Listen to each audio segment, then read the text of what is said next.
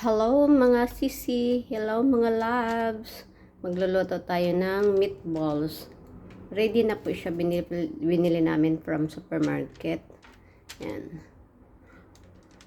Ano po yan, giniling na karne na may mga gulay sa loob. Pero yan pong yung nakabalot na puti. Ano po yan, yung laman loob. Ano ba yan? Laman loob. Yung isaw. Isaw kung tawagin. Yan. Isaw. Kaya yan, puro yan taba. Dahil hindi po ako nakakain ng ganito, at hindi nga din ako nakakain ng mga street food sa Pilipinas. Kaya magluluto po ako ng sarili kong food. Yan. Ilalagay lang sa oven for 1 hour.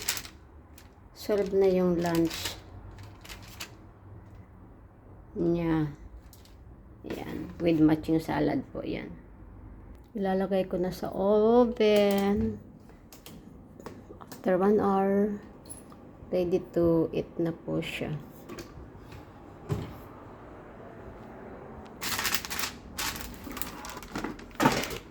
Yun.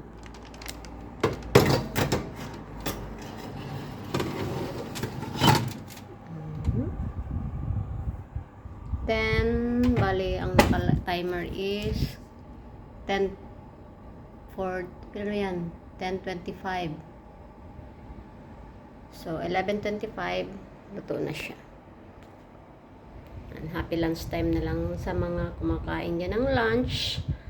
Thank you so much mga sisi love.